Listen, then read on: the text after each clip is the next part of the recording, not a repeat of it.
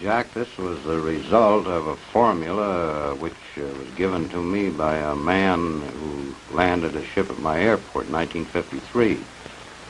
And we put this formula under research, tested a number of experiments on a bench in a good electronics lab in Chicago, and we produced phenomenal results with evidence that we should do it on a larger scale in order to be able to do more with it.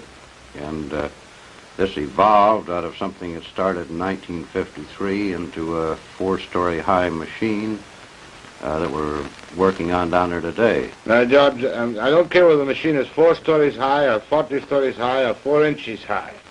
When I say calmly and unexcitedly, a time machine, what does your formula tell you can do with a time machine? Well, Jack, our formula has no time factor, which electronic formula does have.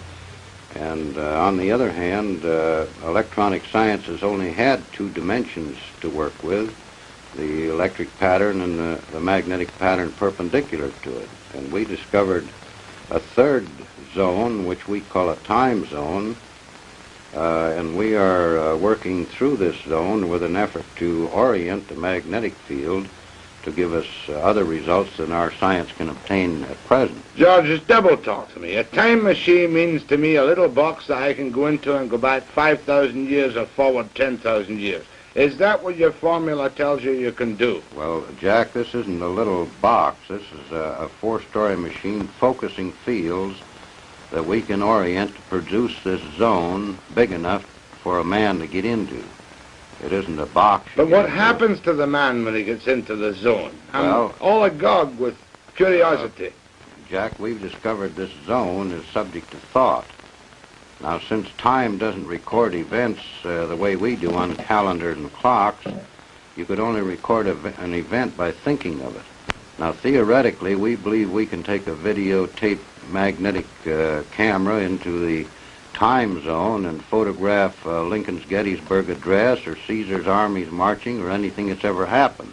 All right, let me get this straight. In other words, you're telling me, like H.G. Wells imagined 50 years ago, that everything that happened in time is still there to be seen by the recreation electronically of a thought which exists.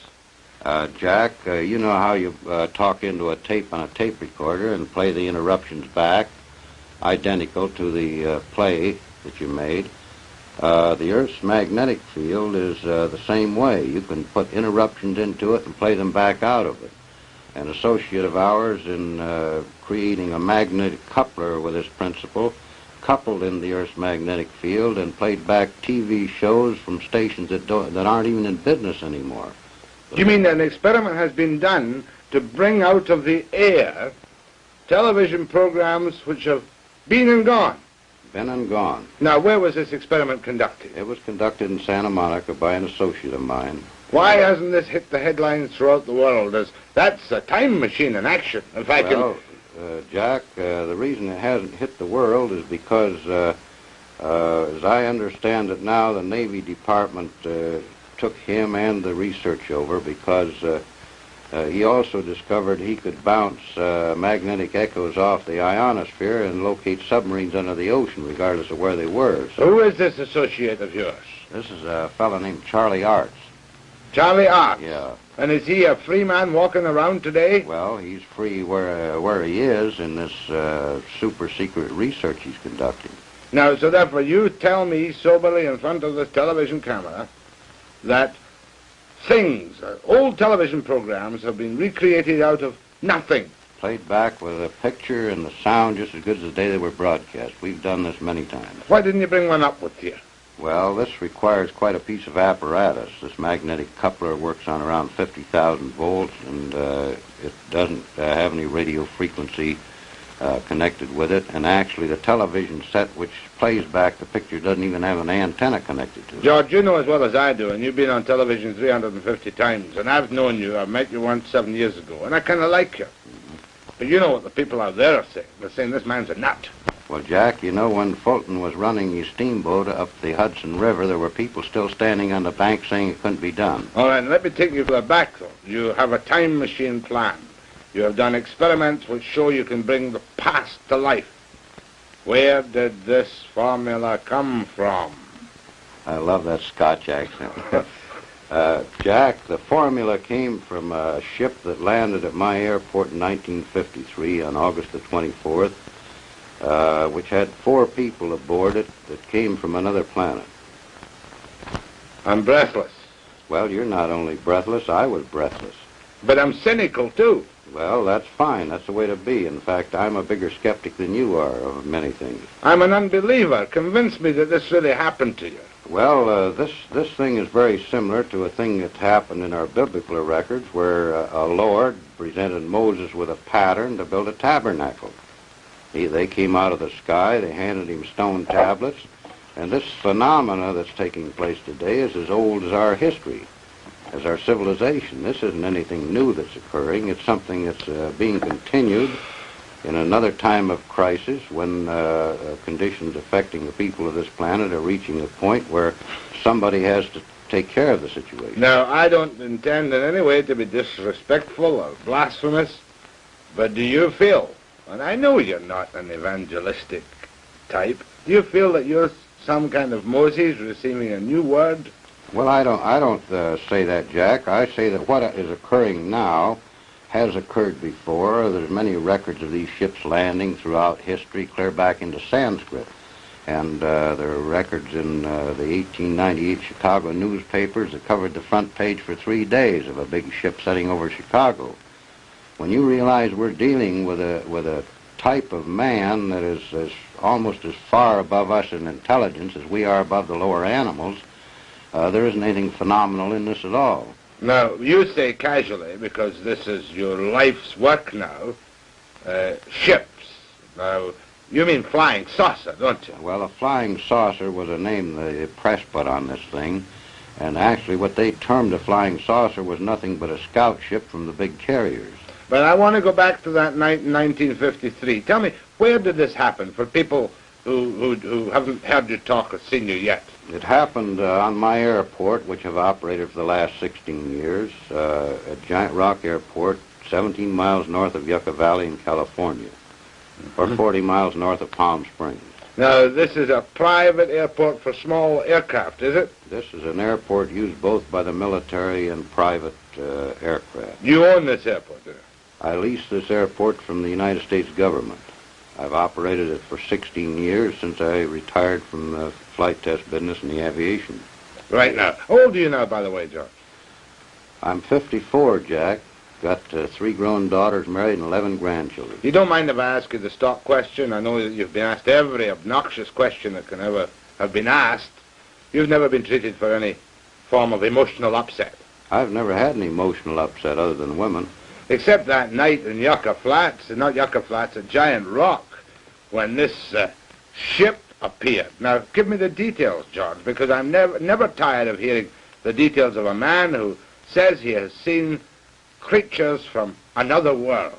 Well, actually, Jack, this was as simple as crossing a street and getting hit by a car. After it's over, you're the victim of the circumstance.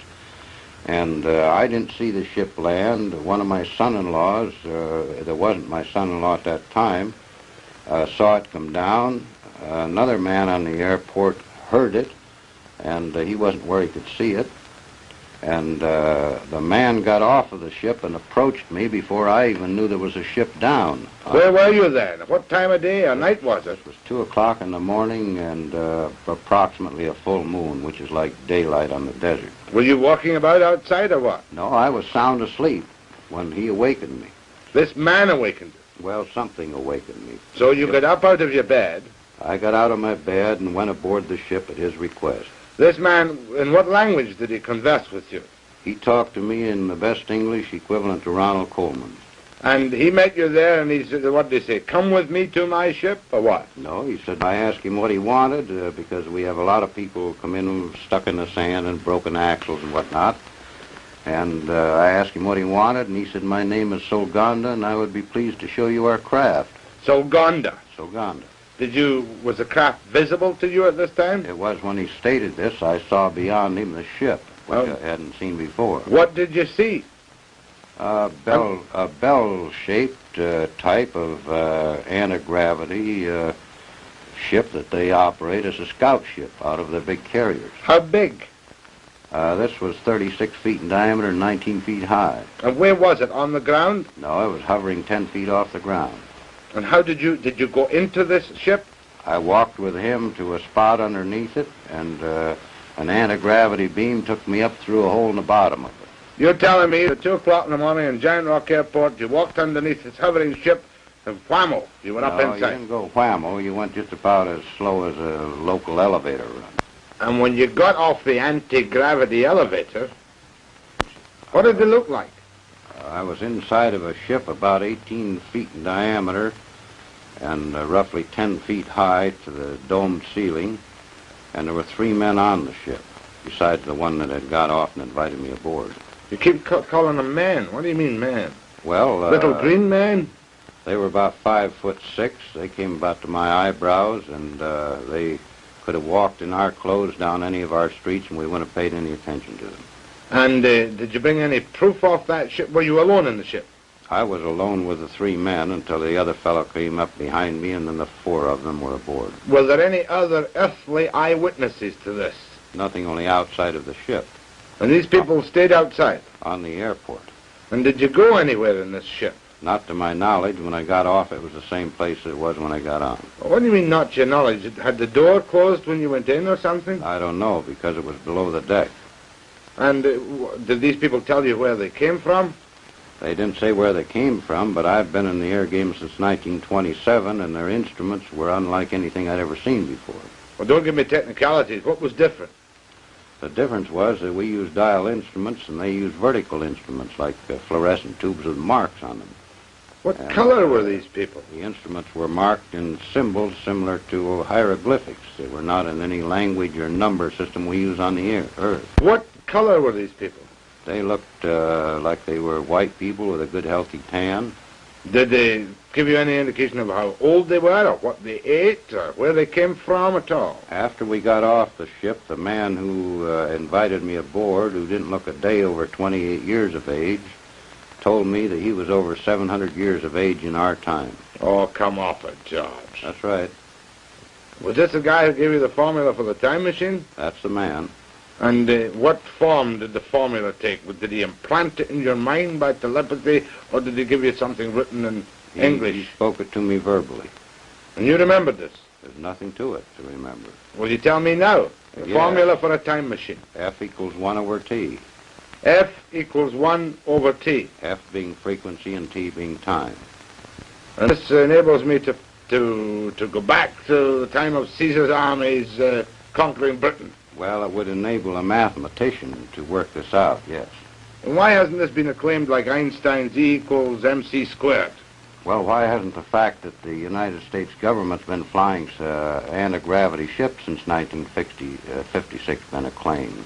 Or the fact that there's a crater on the moon with a base in it since 1954, we've known this. All right, but let's get, first of all, the U.S. Why haven't the FBI clapped you incommunicado for breaking secrets that they want to keep secret in the United States? Well, possibly because they know this information is going to get out eventually anyway, and what I say won't make any difference. Now, that particular night when you had this experience, did you call the police? Did you call the Army, the Navy, the Air Force, the White House? Well, I'm 17 miles from the nearest phone, Jack, and the nearest phone would get me to the sheriff's office, and it'd take them about 40 minutes to get out there. Oh, wouldn't you have a phone on an airport? No, we have no phone. But you're an operating airport. Well, we're an operating airport, but we're isolated in the middle of the desert, 17 miles from the closest town, and they've never run phones out there. So how do you communicate with people who want to use your airport? They fly in or write and phone to the local town where my daughter lives, and she notifies us when she comes out. Now, you talked about a crater on the moon. Now, I thought all the moon stuff had been debunked and that nobody ever really knows what goes on the moon. What's this? Well, this is the Gassendi crater. This is 55 miles long and oval-shaped. It's in the Mare Humorum Sea, or on the edge of it. Since 35 years ago, they wondered why this particular crater had these lines in it. And with the magnification which you can get with the larger telescopes, this is what they found. These lines are tubes laying on the surface of this crater and running under some of the mountain ridges. There are 3 large dome-shaped structures in here. These tubes run clear outside of the crater, and we know they are tubes laying on the surface because the sun is shining from this angle, and this mountain peak causes this shadow. What does it all mean? Does it mean that this is a rocket launching or a flying saucer base on the moon? This has been a base on the moon for perhaps many thousands of years, used by these people in the spaceships to resupply their ships or whatever is required. Not even Life magazine has accepted this as genuine, though, has it? Well, the Palomar Observatory people that took the picture won't even comment on it, so... There must be a great conspiracy of silence to keep George Van Tassel's secret of the universe away from the people. No, it isn't to keep anything I know away from the people. It's to keep many things away from the people. Let's talk about this picture. This is the time machine. This is a picture of the machine we're building down there. This structure is actually up. We're working now on the parts on the equipment that operate it. This rim around here has armatures 57 feet in diameter, which will be better than 4 times bigger than the biggest armatures ever made before. But is that the place where you did the experiments? By the way, how old were these television programs you pulled back out of time and space? Well, the oldest one was 6 years back because television was 6 years old when this was done. And what program was it? Do you remember? I don't remember what program, but I know that on checking up on some of the stations that Art found that the station no longer existed. It was out of business.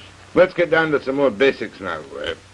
Are you making a lucrative living out of traveling around the world, evangelizing for flying, around the continent, evangelizing for flying saucers? No, Jack, I'm on a vacation to rest my wife because she's been 2 years in a 40-seat restaurant without a rest, more than anything else, and I enjoy these particular things as a sideline.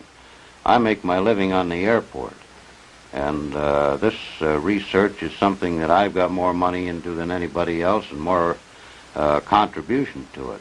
5 years of intensive research without any pay.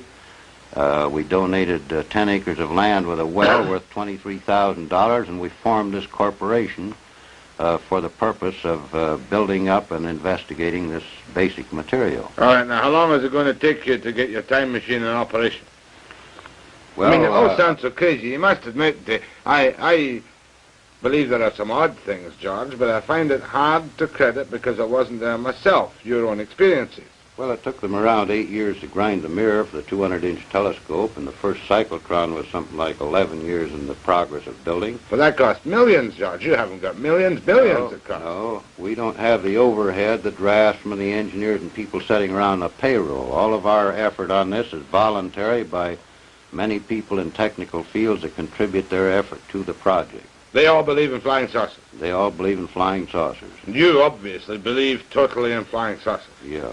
Because of that one. Does your wife believe in flying saucers? Well, I don't know very many people that don't. It's as obvious as believing in heaven or afterlife or anything else. You have certain things you believe in life. You believe there's air we breathe, yet you don't see it. We fly airplanes on it. And this is an intangible. We can measure it. But why should these people come down, from outer space? Why don't they land in the White House or in Kremlin Square in Moscow and say, hey, listen to us, we can tell you a few things. We're 700 years old. We can travel through space. We're not concerned with time differentials. Well, probably they're not concerned with giving us too much of their information because we'd only use it in our battle to destroy each other here. Did these 4 men tell you that themselves? No, they didn't tell me that, but this is a reasonable assumption on our part that the world's divided in 2 camps, each capable of eliminating the whole civilization. And if we were to go to another planet and observe this condition, we would certainly be a little cautious about who we talk to or what we reveal. Yeah, but you yourself, was that the only experience you had? Mind you, that's 11 years ago in 1953, George. That's right. When you claimed to me you went up in this elevator into the spaceship and met the guy who spoke like Ronald Coleman. Was that your only contact with the... That was the only contact I had with the people from the ship. Have you had any other contacts with people? I've had a recent contact last September, 1963. Well, I don't have to ask you. Tell me. Well, in this case, they drove a car into the airport. They didn't come in a ship. They're walking among us on the Earth all the time, and we don't realize it. I'm breathless. They. How many was they? They in the ship was 4 men. They in the car? The man that came in, there was a man came in by himself in September. Well, you'll be telling me he had Martian license plates on the car. No. They drove a standard American Cadillac. And what did they want with you in 1963, 10 years later? They gave me some more information pertinent to electronic and magnetic research. But how did you know they were from some mysterious place in outer space? You don't know unless they want you to know, and then they'll demonstrate some thing that they can do that we can't do, that's humanly impossible for us to do. What did they demonstrate to you which convinced you, an apparently sober, sensible, balanced person who nevertheless believes in flying saucers, that convinced you they were unearthly people? Well, they demonstrated the ability in front of 19 people sitting in a lounge, for instance, that they could sit there and disappear before your eyes and reappear. In fact, the man did this 3 times. For you and your friends? For 19 witnesses that were sitting in our lounge. Vanished in front of your eyes? Sit right there in a chair like you're there, and then you're not there, and then you're back there. He did this 3 times.